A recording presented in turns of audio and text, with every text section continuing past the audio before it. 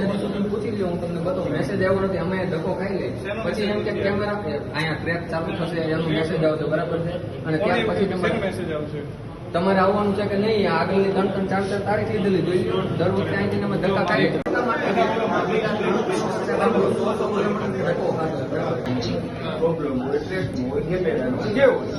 અમારો બધાનો મેઇન એક પ્રોબ્લેમ એટલો છે કે અમે જયારે આ બધું ધક્કા ખાઈ નથી ત્રીજી વાર આવ્યા ત્યારે આ પ્રશ્ન ઉભો રહીએ છે. પરમેનન્ટ સોલ્યુશન અમારે કઈ લખવું નથી, અમારે ખાલી પરમેનન્ટ સોલ્યુશન જોઈએ છે કે અમારે માંગ એટલી જ છે કે અમારે બીજી વાર પૈસા નથી ભરવા. બીજી વાર આવી એટલે 2-3 કલાક લાઈનમાં ઉભો રહીને પછી ધક્કો મારી જવા દઈએ, એનું સોલ્યુશન કરી મને બધું. અમારે લખવું નથી, કોઈ કેવું નથી, ના ઘરે વી જવું. બધા બીજી રસ્તામાં ગમે એ આરટીઓ હોય કે આ લોકો છોકરાઓને કે અમને કે ગમે ને ખોટી રીતે દંડ લેશે એની કોણ જવાબદાર રહેશે ભાઈ? અમને અમે જેટલા બધા કઈ પૈસા વાળા નથી ભાઈ, પણ એની સામે ખર્ચો અમે કઈ રીતે કરી ભાઈ? આ લોકો 100 કિલોમીટર થી આ ધોરાજી થી કેટલા કિલોમીટર થયું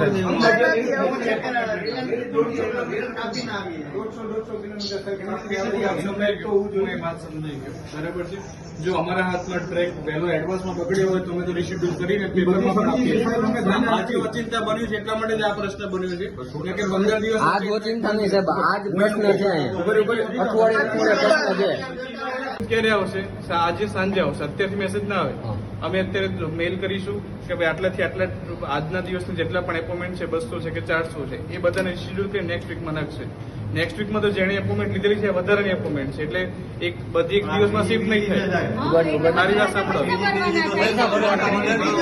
હવે સાંભળો એક મિનિટ, અહીંથી એવું કીધું તું ગાંધીનગરમાં બધી રજૂઆત મોકલી. સાંભળો, બરાબર છે કે આ વસ્તુ થાય તો એ લોકોને અહીંયા હમણાં અમે આવ્યો ને 2 જણા, મારા 2 વ્હીલ 4 વ્હીલ નું બેન દેવાનું, તો એક વ્યક્તિ તો હાકી ન કે 2 વ્હીલ 4 વ્હીલ, બરાબર છે. એટલે બીજા વ્યક્તિને અંદર આવવા નથી દેતા. અહીંયા આપણે ભાડા દેવાની સિસ્ટમ બંધ થઈ ગઈ, બરાબર છે. તો એ નિયમ લાગુ પાડી દીધો. મેં કીધું સાહેબ તો 4 વ્હીલ માથે 2 વ્હીલ બાંધીને આવવાનું કેવી રીતે આવવાનું? એ નિયમ લાગી દીધો. તો ગાંધીનગર તમે કેવો નિયમ? આજની ડેટ છે, ધારો તમારે 1 મિનિટ તમે મારી વાત સાંભળો. મને ખાલી ટ્રેક પૂરી રજૂઆત કરો. એ જે ઓફિસના પ્રશ્નો છે હમણાં આરટીઓ સાહેબ આવશે એમની જોડે મળે. હવે મારી જાણમાં નથી. તો હવે હું શું કહું છું કે તમે ઉભા રહો, તારીખનું જે હોય ને ડેટ આની છે ને ડિસ્કશન કરવાનું. તમારે ક્યાં પ્રશ્ન? ટ્રેકની વાત ટ્રેકની કરીએ ને. ઓકે, ટ્રેક બંધ થઈ જવાબદારી તમારી છે ને. ઉભા રહ્યો, બેન સાંભળો, ટ્રેકની જવાબદારી તમારી છે ને. ટ્રેકની જવાબદારી ઓફિસની, મારી પર્સનલ જવાબદારી નથી. અહીંયા કોઈ પર્સનલી કોઈ નથી, બધા સરકારી છે આપણે, બરોબર. જવાબદારી તો તમારી છે ને. તમને કીધું તમારી સાથે વાત કરી તો તમારી સાથે એના નોડલ અધિકારી ધાકિયા સાહેબ છે, પણ એ રજા ઉપર છે. એના બદલે હું તો રેસ્પોન્ડ તમે જો ને. તો હવે તમારે આજે નથી તો આજની એપોઇન્ટમેન્ટ રિશેડ્યુલ કરીને કોઈ નેક્સ્ટ વીકમાં કરીએ તો ઓટોમેટિક મેસેજ આવે. આજે જે બગડ્યું છે અચિંતા બગડ્યો હોય તો અચિંતા બગડ્યું હોય તો આજે મેસેજ તો કેવી રીતે આવશે? બરાબર. એટલે આજના મેસેજ કોઈને મળ્યા નથી. આજના મેસેજ તો ઇન્સ્પેક્ટર જયારે ટ્રેક ઉપર ગયા હોય 8 કે 9 વાગે શિફ્ટ ચાલુ થાય ત્યારે જ ખબર પડી હોય કે ભાઈ આજે ચાલુ થયું નથી.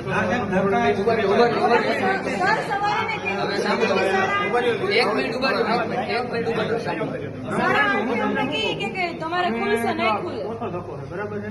આની પહેલા અમે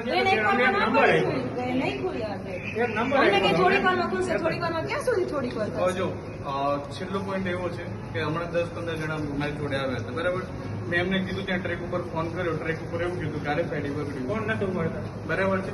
આરએફઆઈડી બગડ્યું છે, આરએફઆઈડી ચેક કરાયું, ત્યારે કીધું સાંજ જે ટેકનિશિયન આવ્યો એને કીધું કે સાંજ સુધીમાં તમે રેડી કરીને આપું છું.